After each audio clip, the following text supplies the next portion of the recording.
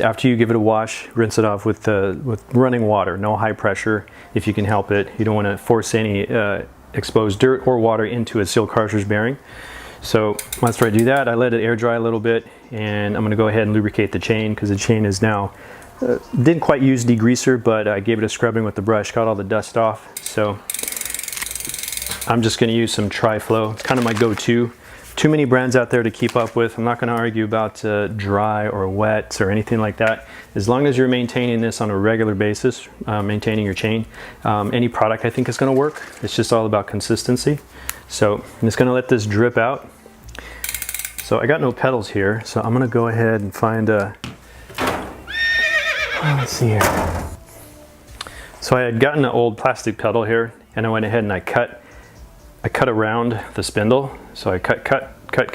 All I had was a spindle, so now I made my own homemade crank turner, or whatever you want to call it. But I can't find that, so I'm just going to go ahead and put in the appropriate. This is the right pedal. I'm just going to screw this in a little bit. I could go ahead and turn the crank by myself, but sometimes your fingers slip and you could get close to the chain ring, get caught in between the chain, and pinch or cut yourself. It's not going to feel good. So I'm just going to turn this in by finger, give this a shake.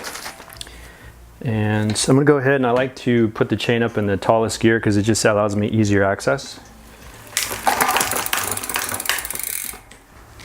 And get that wheel to stop. And I'm just going to rest my palm here and just let it, turn it over, let it kind of drain out. And shoot for the middle. I'm going to count about 4 to 5 revolutions. That should get the entirety of the chain.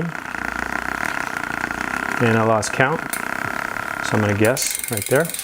So I'm not really pressing, I'm just letting it drip on, and you can see some shininess, then you got it. You can even touch it, maybe feel some or see wetness on your finger.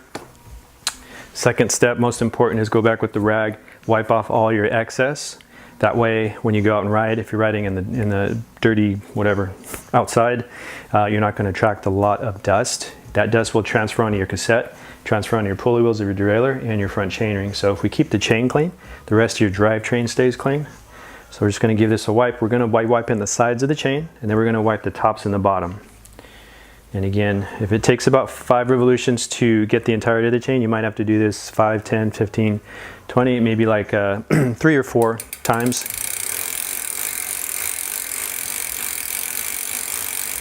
And just keep doing that till you stop seeing wetness or glossiness. You don't want the chain to be shining in the sun. That means we just got way too much oil on there. So a little bit of dirt on there still, even though I scrubbed it. It's normal.